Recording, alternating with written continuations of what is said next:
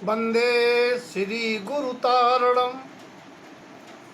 नैतिक मूल्यों के संरक्षण संबंधी प्रश्नोत्तरी की श्रृंखला में आज प्रश्न है, आगामी दुखों के बचाव कैसे करें। प्रकृति का सिद्धांत है कि जो फसल नहीं चाहते हो उसके बीज मत डालो। 4 वेद 6 शास्त्र में बात कही है दोए, सुख देवें सुख होत है, दुख देवें दुख होए।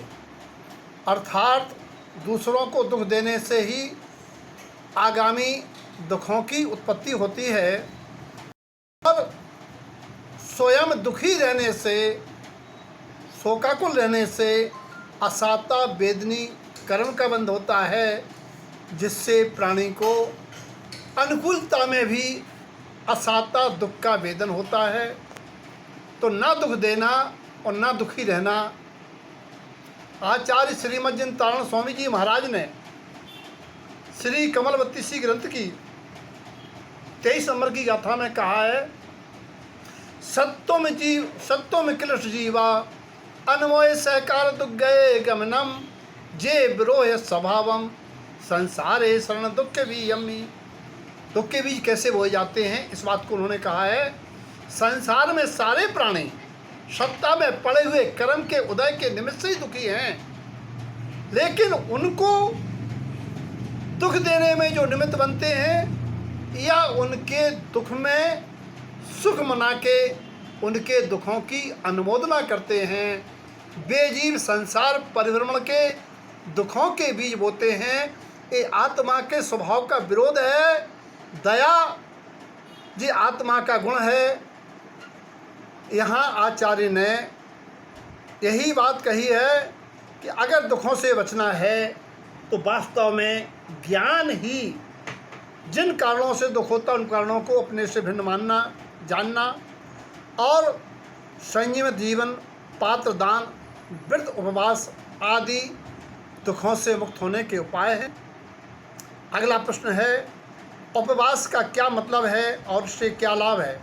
उपवास का मतलब है अपने इष्ट के चिंतन मनन में लगे रहना, उप कहिए आत्मा के समीप रहना, उपयोग को आत्मोन्मुखी करना।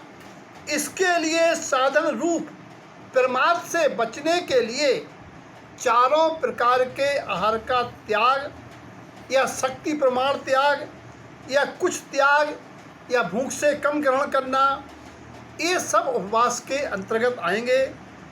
उपवास की सार्थकता तभी है जब उपवास के दिनों में ब्रह्मचर्य पूर्वक पापों का त्याग और पाप से बचने के लिए आरंभ का त्याग किया जाए, विकथाएं टीवी आदि का त्याग रहे, क्रोध आदि की मंदता रहे, दुर्ध्यान न हो। लाभ होते हैं।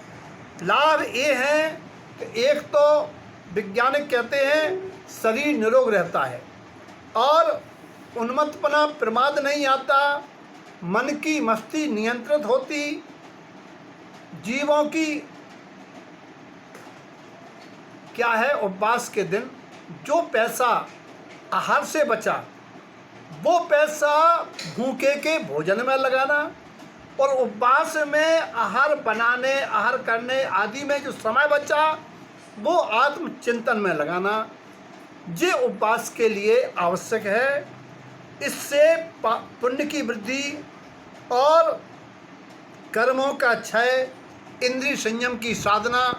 निश्चय से आचार्य श्रीमज्जन तारण स्वामी जी ने अन असन व्यवहार अनशन है, उपवास है, असन नहीं ले रहे हैं, और अनशने रहना, अलिप्त रहना, निर्लिप्त रहना, ये भी उपवास है।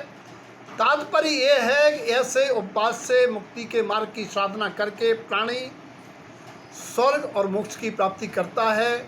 इसीलिए उपवास करना श्रावक का शक्ति प्रमाण धर्म है। जय तारण।